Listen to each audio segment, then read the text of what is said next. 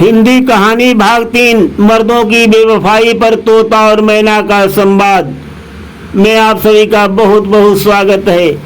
और कहानी जैसे आगे बढ़ रही है, मैना जो है मर भई वाणी के द्वारा मर्दों की बेवफाई की दलीलें दे रही है और अपनी प्रिय पत्नी की दलीलों को सुनकर तोता जो है वो मर्माहित होकर व्याकुल और बेचैन हो रहा है, किंतु मैना जो है वो रुकने का नाम नहीं ले रही है।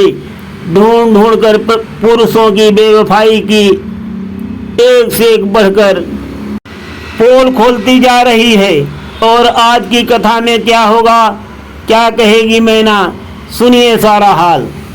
मैना बोली, प्यारे पति, देखो कैसे पति की मारी हुई पत्नी अपने पिता के घर पर पहुंची, किंतु उसने यहाँ पर भी अपने माता पिता से भी झूठ बोलकर पति के ऊपर कोई आंच नहीं आने दी और पूरी तरह से पति के साथ वफादारी की।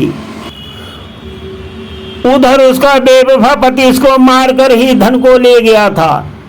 उसने उस धन को दिल खोलकर खर्चा किया। वो धन आखिर कितने दिन साथ देता। एक बार फिर से वो कंगाल हो गया, इधर उधर भटकने लगा। बुरे दिनों में फिर उसे ससुराल की याद आई तो एक बार फिर उसके मन में कपट ने जन्म ले लिया।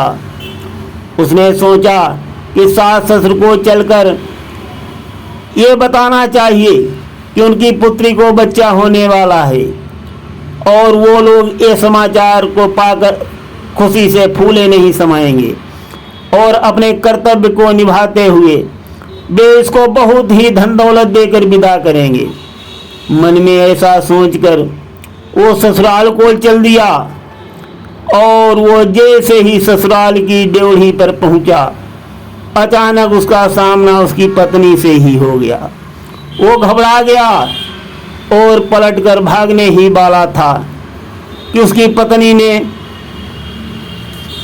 सामने खड़े होकर उसको रोक लिया और कहा कि आप चिंता मत करो, घबराओ नहीं, मैंने सारा भेद जो है वो छुपा लिया है। अब यहाँ से मत लौटो और मेरी बात को सुनो जो मैंने अपने माता और पिता से कही है। ये कह करके पत्नी ने वही कहानी फिर से दोहराई जो उसने अपने माता और पिता को बता रखी थी। पत्नी की बात को सुनकर सेठ पुत्र जो है वो फूला नहीं समाया और शर्मिंदगी से प्रायश्चित करने का बहाना करने लगा और उसने पत्नी का विश्वास जो है फिर से जीत लिया और अपने सास ससुर के सन्मुख जा पहुंचा। उसे देखकर वो लोग प्रसन्नता से फूले नहीं समाये। कहने लगे, रे पुत्र, तुमको क्या हो गया था? कपटी सेठ पुत्र यहाँ एक बार फिर से पत्नी के साथ सुख से रहने लगा। एक दिन उसने देखा कि सास ससुर ने उसकी पत्नी के लिए पहले से भी कहीं अधिक मूल्यवान आकर्षक गहने बनवा दिए हैं। कई दिनों के बाद आधी रात के समय जब उसकी पत्नी सो रही थी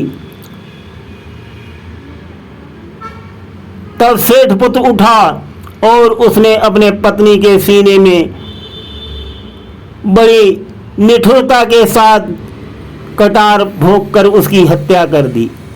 शरीर के सारे गहने उतार कर पोटली बनाई और रातों रात शहर छोड़कर चंपत हो गया। पत्नी के साथ पति की बेवफाई की कहानी कहते कहते मैना का स्वर जो है दुख से भर आया, उसका गला रुंध गया। उसने कहा, अब तुम बताओ कि सेठ पुत्र के कपट की इस कहानी को जानने के बाद इस संसार में कौन सी स्त्री पुरुष जात पर विश्वास करेगी? तोता बोला, प्रिय, तुम ठीक